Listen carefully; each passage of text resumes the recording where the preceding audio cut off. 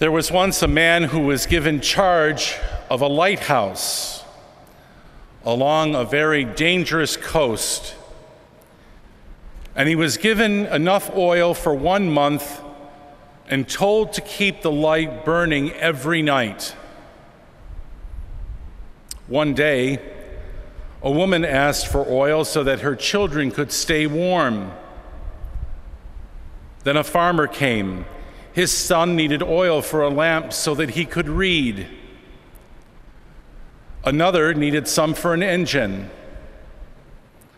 The guards saw each as a worthy request and gave them oil to satisfy all.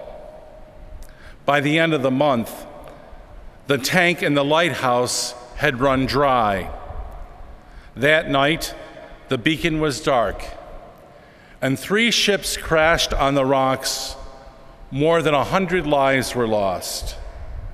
The lighthouse attendant explained what he had done and why, but the prosecutor replied, "You were given only one task: to keep the light burning. Every other thing was secondary. You have no excuse." Temptation, we know, is a choice between good and evil. But perhaps more sinister than temptation in our lives is when conflict arises, when we have to choose between 2 good options. The lighthouse keeper in our story found himself in such a conflict situation. So also were those would-be disciples in today's gospel story. In such cases, the good easily becomes the enemy of the best. One must then say no to a good thing in order to say yes to one thing necessary. Today's gospel is a sequence of 4 incidents and encounters with people who want to become followers of Jesus, but who are held back by other concerns and motives. Each encounter highlights a different kind of concern. The first incident is the encounter between the messengers of Jesus and the Samaritan villagers. The concern that holds the Samaritans back from accepting and following Jesus is patriotism. We know that Samaritans and Jews were bitter enemies. The Samaritan villagers had probably heard about Jesus and were very interested in meeting this wonder worker. But as soon as they learned that Jesus and his disciples were Jews and were heading for Jerusalem, their admiration turned to opposition. Patriotism and devotion to a national cause is, of course, a good thing. But when national interest becomes the glasses through which one sees all reality, including spiritual and eternal reality, then one is in danger of losing perspective. The second incident involves a man who says to Jesus, "I will follow you wherever you go." And Jesus replies, "Foxes have dens and birds of the air have nests, but the Son of Man has nowhere to lay his head." Now, why did Jesus say that? Probably because he saw this man as a person who valued financial independence and security. It's a good thing to have high economic goals so that we can provide adequately for ourselves and for those under our care.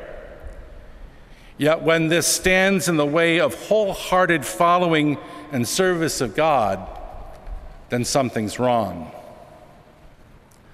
The third incident is that is the man who wanted first to go bury his father and then follow Jesus. Now, burying one's parents is part of the 4th commandment: honor your father and your mother. So this man had high moral principles, a man who keeps the law and was highly concerned for his religious duties. Again, this is a very good virtue. Yet Jesus is saying that we should not allow religious observance to immobilize us and keep us from following Christ, who is always on the move into new territories and new challenges. And finally, there was the man who wants to go and say farewell to his family before following Jesus.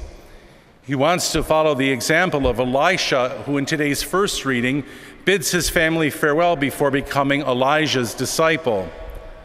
The man has high social and family values. One could only wish that all young men would be as sensitive to their families so that they know where they were at all times.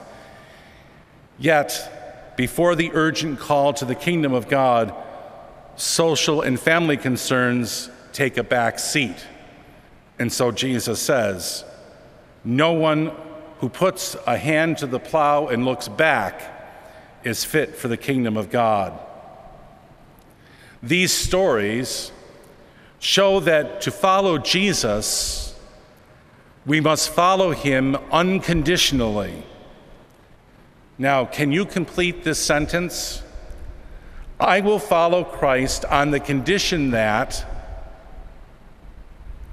Now, if you can complete that sentence, then you are in the same situation as all of those well-meaning disciples, but mistaken people in today's gospel. Because Jesus will not accept a second place in our lives. He will be first or nothing. It is all for Jesus or nothing at all.